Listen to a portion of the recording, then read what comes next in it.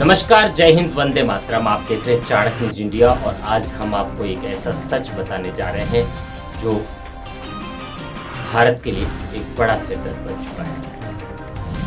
मणिपुर में अलगाववादियों की तरफ से की जा रही हिंसा आज अपने ऐसे पड़ाव पर पहुंच चुकी है जहां भारत को एक बड़ा सबूत हाथ लगा है। ये सबूत हाथ लगते ही भारत का गुस्सा 7वें आसमान पर पहुंच गया।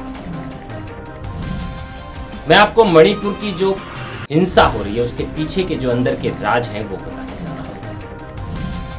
जैसा कि हम सब जानते हैं, मणिपुर में आगजनी, बीजेपी नेताओं को, कैबिनेट मंत्री के घर को फूंकना, सड़कों को तोड़फोड़ करना, सरकारी संपत्तियों को नुकसान पहुंचाना और बहुत सारी गतिविधियां पिछले कम से कम नहीं तो 100 दिनों से लगातार चलती चली आ रही है, जो गृह मंत्री अमित शाह की मणिपुर की यात्रा के बाद और भड़क गई।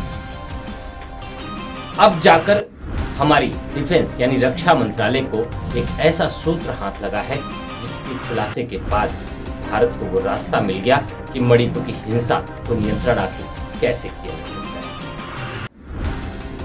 है। मणिपुर की हिंसा भारत के अंदर की लड़ाई नहीं है, इसमें विदेशी ताकतों का हाथ है और इस बात का खुलासा सूत्रों से मिली जानकारी के अनुसार हुआ है।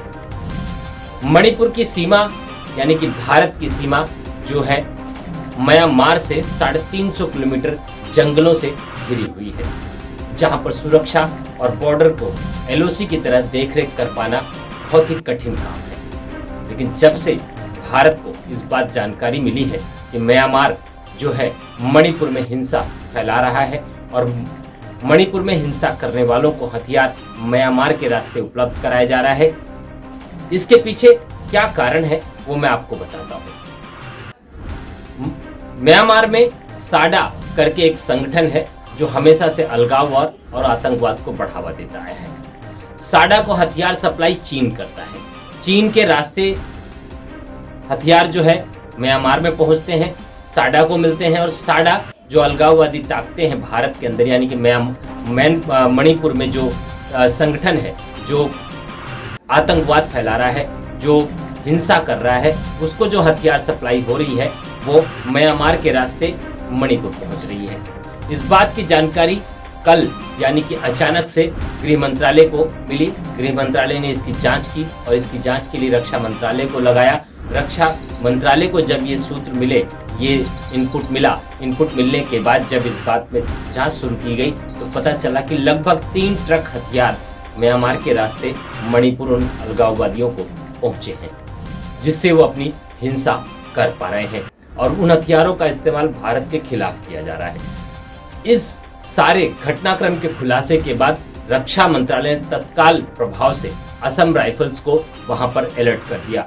असम राइफल के जो खास कमांडो दस्ता है, उस कमांडो दस्ता को म्यांमार बॉर्डर पर लगा दिया गया है और मणिपुर में चल रही हिंसा को करारा जवाब देने के लिए प्रधानमंत्री मोदी ने एक बड़ा फैसला ले लिया है, जिसको लेकर जल्द ही सरकार के द्वारा एक बहुत बड़ा कदम उठाया जाना है। फिलहाल मणिपुर में चल रही हिंसा का सबसे बड़ा राज ये है कि ये हिंसा म्यांमार के इशारे पे चल रही है। अब देखना ये होगा कि भारत म्यांमार को आखिर क्या सबक सिखाता है। हालांकि भारत के रक्षा मंत्रालय की तरफ से, गृह मंत्रालय की तरफ से, प्रधानमंत्री कार्यालय की तरफ से म्यांमार को बहुत बड़ा इशारा कर दिया गया है कि वो अपनी हरकतों से बाज आ जाए, वरना इसका अंजाम भुगतना पड़ेगा। प्रधानमंत्री मोदी के अमेरिका से वापसी के बाद से जिस तरह से प्रधानमंत्री के मोदी की कार्यशैली देखने को मिल रही है, जिस तरह से उन्होंने तत्काल अपने मंत्रियों की मीटिंग बुलाई और गुस्से में नजर आए, वो सारा कारण अब जाकर खुलकर सामने आ रहा है। मणिपुर में इतने दिनों से चल रही हिंसा को लेकर सरकार का ये कठोर कदम, देखते हैं आखिर मणिपुर में किस तरह के हालात पे नियंत्रण कर पाती है और मणिपुर में शांति बहाल हो पाती है या नहीं, ये तो आने वाला वक्त बताएगा। लेकिन मणिपुर में चल रही हिंसा के पीछे जब से म्यांमार का नाम आया है, तब से भारत की निगाह म्यांमार पे टेढ़ी हो चुकी है। बाकी आगे सरकार क्या कदम उठाएगी ये तो आने वाला वक्त बताएगा।